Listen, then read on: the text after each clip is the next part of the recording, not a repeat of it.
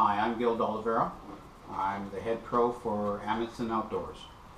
I'm here to share you the innovation of Amundson with their graphite patented full reel seat that is adjustable. But first we'll explain where it all started from. Traditionally, your rods are with cork handles.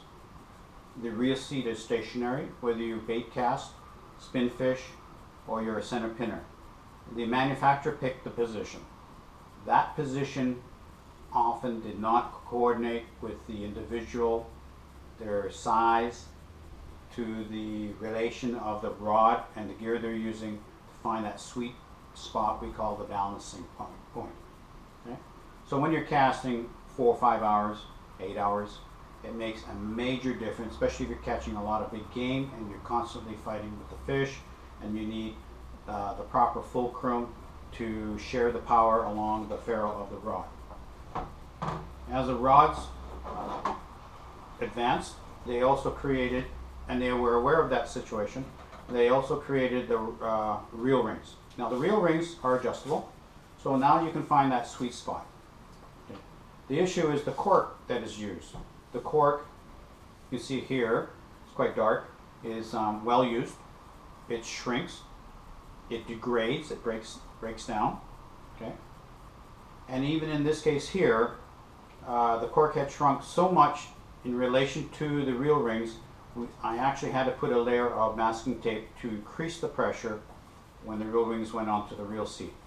The issue is, under duress, when fighting or casting, they loosened. And often you'll find people who do use this will tape the rings. The issue would also be that the tape degrades the cork as you peel it off to do any other maintenance, and it was very, very unsightly. With the graphite rods, we have an extreme advantage of weight.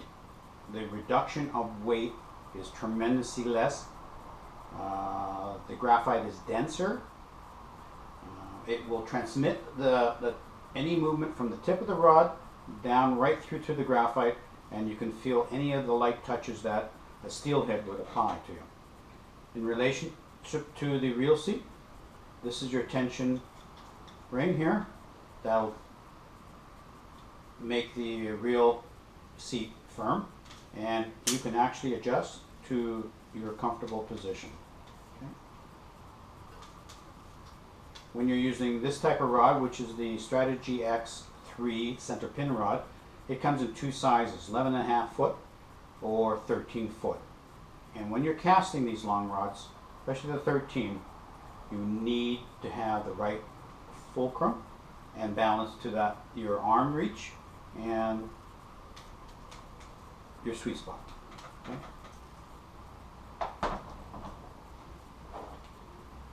Same with the center pin. Traditionally, in the old days, we loved the center pin to be at the low end, but now with the faster action rods that have a lot more power, we need to adjust, and you can go from the middle to right up to the top, and once you put the pressure on the reel seat, it is stationary. It will not move under any duress. Okay. There's another version called the Strategy X float rod. The difference between the float rod and the center pin rod, the center pin rod is designed for the West Coast. We have huge rivers, big water flow, and monstrous fish, Chinooks, salmon, and on the beach, because we use this as what we call a crossover rod, we need that long cast. So I'm easily obtaining 200 feet plus with a 13-foot rod, using very light line, 8 pounds, 10 pounds, using ultralight reels, 9 to 11 ounces. We're often casting 3/8 lures to 1/2 ounce lures and able to reach that distance completely. For the East Coast, fishing the tributaries, slower water, narrow water, you need a more flexible rod.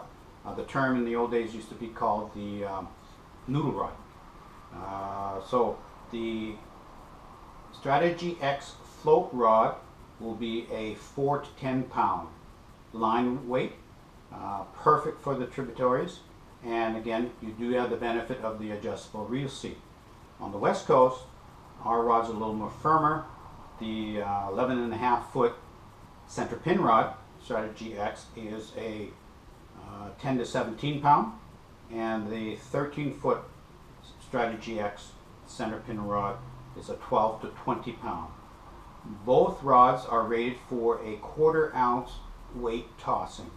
So that means there's a lot of flex in that top half to be able to throw that light lure, okay?